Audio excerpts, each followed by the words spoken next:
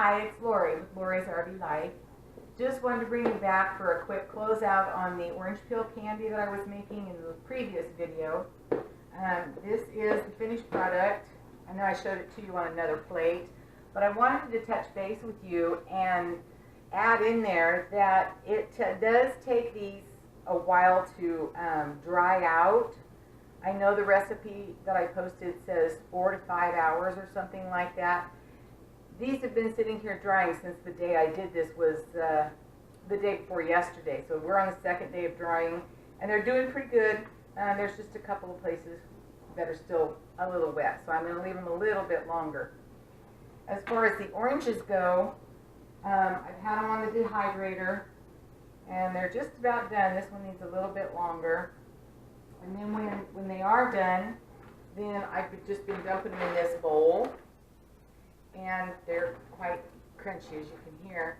As soon as the other ones, I finish those up, then I'll put these in my food processor and grind them down to a powder. And then I'll stick them in one of my my canning jars, and screw a lid and a ring down on it. And then I have an attachment to my food processor that sucks all the air out. So I will do that, and then I can put it on my shelf and use it in my tea, on my cinnamon rolls, any kind of meat that I want to marinate. And yes, I am still going to do that pork, orange pork. Probably I'll do in the barbecue and also in a crock pot with maybe some of those, there's some kind of a pepper.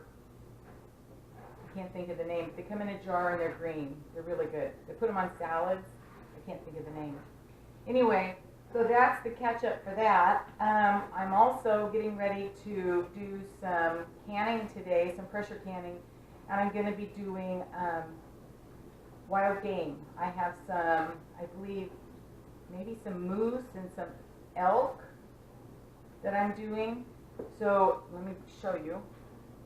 So what I'm doing is I've got my setup here where I'll be cutting them up into small pieces. This will be a raw pack canning procedure.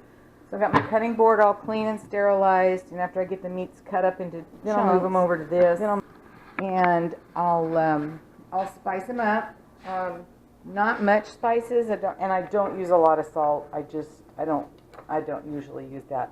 But I've got some garlic, some Grill Mates Montreal steak seasoning, a little bit of salt, and I'll mix that all together while it's on that tray. I'll stuff the meat in jars, which are in the dishwasher, being sanitized, washed and sanitized. And then when the jars are done and I get them packed, then I will have this. This is my pressure cooker. Yeah, it's huge. And I love it. I love this thing. It's a Presto. It's great. Anyway, as soon as I get the jars packed, I will already have this water in here boiling. And then again, when I do my pressure cooker or my water bath cooker, I always dump about 2 tablespoons of the vinegar in it. It keeps the jars from getting that white film on them. I mean, I wash the jars after they're canned anyway, but still. So, yeah, I just put the amount of water in there that's required. Gonna get noisy, hold on. And then make sure you have this little rack in your pressure cooker or in your water bath canner, because it keeps the jars from banging around on the bottom and having a possible break. So that's what's in the works for today, and as soon as the jars are done, I will bring you back in and show you the whole process. So stick around.